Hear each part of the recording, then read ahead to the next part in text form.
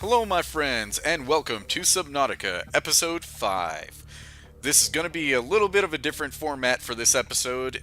It was recorded initially with audio, but the NVIDIA capture software, for some reason, wasn't picking up my microphone, so I had an entire hour and a half's worth of recording with no audio whatsoever. Regardless, though, I need to show you what I found in this episode. I actually discovered quite a few items in the wreckage that's scattered all over the ocean floor, so I'm definitely going to show you where everything is and what you can get in each wreck. With that said, let's go ahead and get to it. So this first wreck is actually northwest of the Aurora. There's really not much in here. It's kind of the same stuff as the other wreck that you actually get a message and a marker for early on in the game. It's got bioreactor components, I believe the stasis gun, and it was the, I'm trying to think, I think the mobile vehicle thing, but that's really all there was. You can also scan a table and a chair in here, but again, that's pretty much it. Like, there wasn't much to this wreck. I thought there would be something past the sealed door, but sadly it was a bust.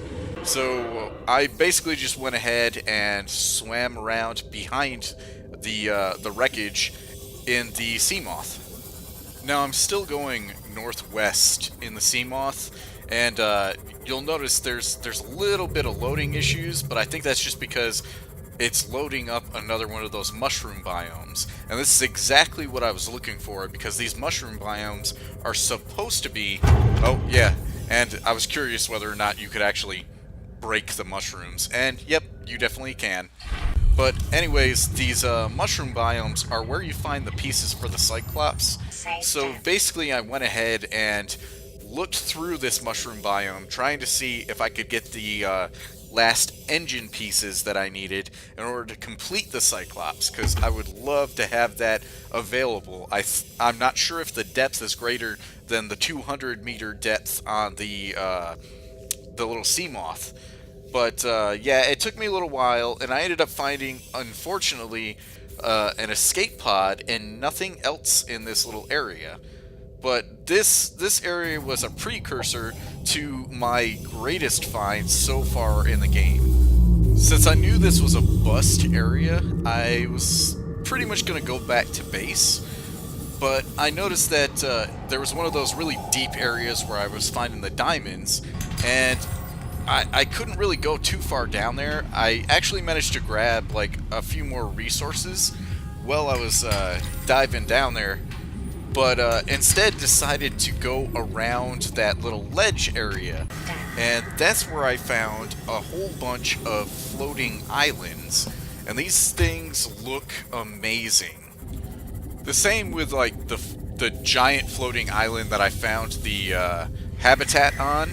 These things are supported by those pink floater things, and there's a whole bunch of them. I had to be really careful too, because I was really close to the maximum depth that my Seamoth could like withstand. But I mean, just out of curiosity, I went ahead and searched around and looked at all these things, because I mean, come on, they look cool as crap, why not, right? And I ended up finding another wreck, and this wreck had all sorts of good stuff in it. Just for reference and location purposes, this is still northwest of the Aurora. Now, when you go in these larger wrecks, definitely be careful, because it's easy to get trapped in here. And already I found the last part for the stasis rifle, so that is now unlocked. That's pretty awesome. Also, these doors here, be careful, because I have heard from the grapevine that sometimes they can close behind you. So just make sure that when you're going through these wrecks, you look for like entrances and exits all over the place so that you don't drown. You can see right here I found another entrance up on the top with another stasis rifle component. So I went ahead and got through here. I was worried about those doors basically closing on me. And there's like all sorts of containers in this wreck, as well as a floodlight, which, I mean, I don't know how a floodlight works underwater, but yay for floodlights. I have that unlocked now. I will probably use that in the much deeper bases that I create. I mean, I'm gonna have to anyways, because it gets pretty dark as you dive deeper. And then I found this, and this is insanely awesome. A power cell charger. And I don't know why, but like, there was only one part of it, so I had to open up this other sealed door to actually find the other part in this cargo bay. I also went ahead and just opened up that one door or hatch that I hadn't opened up yet, just so that I had easy access to swim back to the sea moth. I mean, this is the room I was originally in, and I found that you can scan a bench. So like I said, there are a ton of scannable items in this. It is a really good place to come for like just basic items like the power cell charger and all that stuff. So going through the sealed door, I came into what looked like a really large like storage bay and found the other part of the power cell charger. And the prawn suit. I love powered armor, and this is powered armor under the sea. That's amazing. There's a bunch of fragments for the prawn suit in here, and unfortunately the prawn suit is a lot like the Cyclops. You don't unlock it just by finding a few pieces like you do with the sea moth. There's actually a bunch of sub like categories you have to do in order to unlock it. And then right here I found one piece of the Cyclops engine fragment. I still need to find a bunch more for that, and then I'll be able to unlock the Cyclops. But I'm at least on my way to unlocking the prawn suit as well, so that's wonderful.